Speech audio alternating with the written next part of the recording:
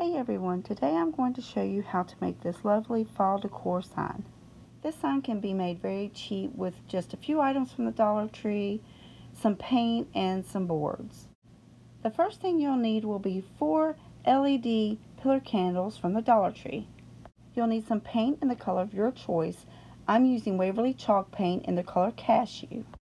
You will need some wooden letters or stencils. I'm going to be spelling the word fall for my sign. You will also need some sandpaper or sanding block and a glue gun. The last thing you will need will be some boards.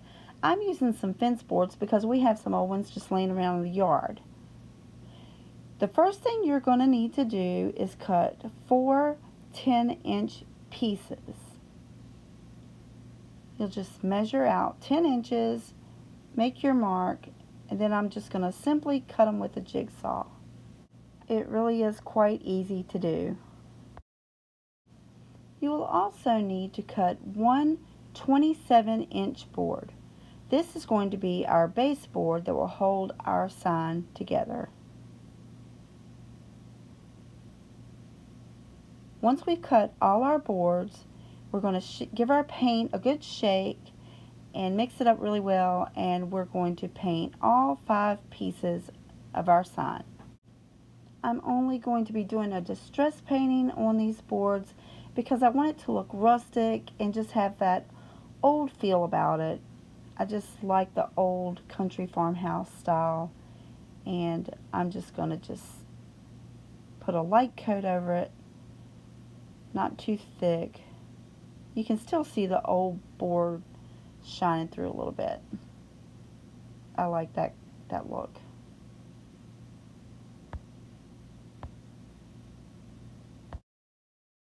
Once we have all our boards painted and they have dried, I'm just simply going to take the sanding block and just give it a little, roughen up a little bit. Just sanding the edges some and just going over it lightly and just making it look a little more distressed. Once I had all the boards sanded, I took one of the 10-inch pieces and attempted to paint one of my wooden letters, and just assumed that I was going to be able to stamp this on my board and I would have a perfect letter. This was a trial and error process. It was a learning process for me, but overall it did end up working. I just thought for some reason that I was going to be able to paint the back of my letter and simply stamp it onto my board. It did not work out that way. It left my letter splotchy, but I did try it. Like I said, it's trial and error. What I did was I measured 1/2 inch from my top and placed my letter onto the board. I was hoping for a perfect letter F when I raised my wooden pattern, but it wasn't that way. But I tried it again and it still ended up not putting the entire letter on there. So I ended up taking my paintbrush and just simply painting in the letter myself by hand, which overall turned out to be fairly easy, and it honestly it looked fine once I had filled all the lines in. It took a little bit longer than I wanted this to take, but overall it did end up doing just fine.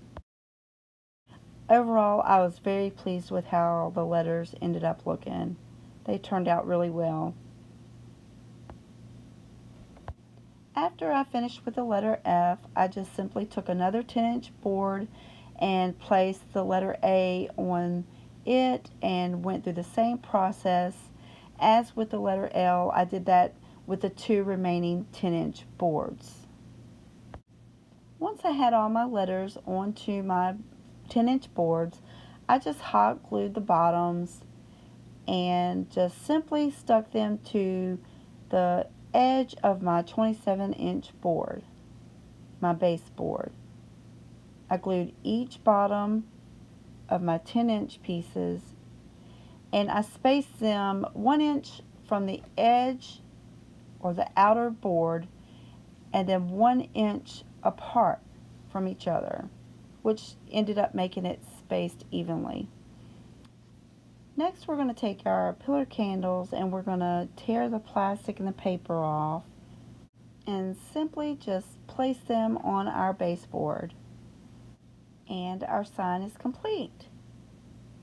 I think it's beautiful. If you want, you can add some flowers and embellishments, but I think it's lovely.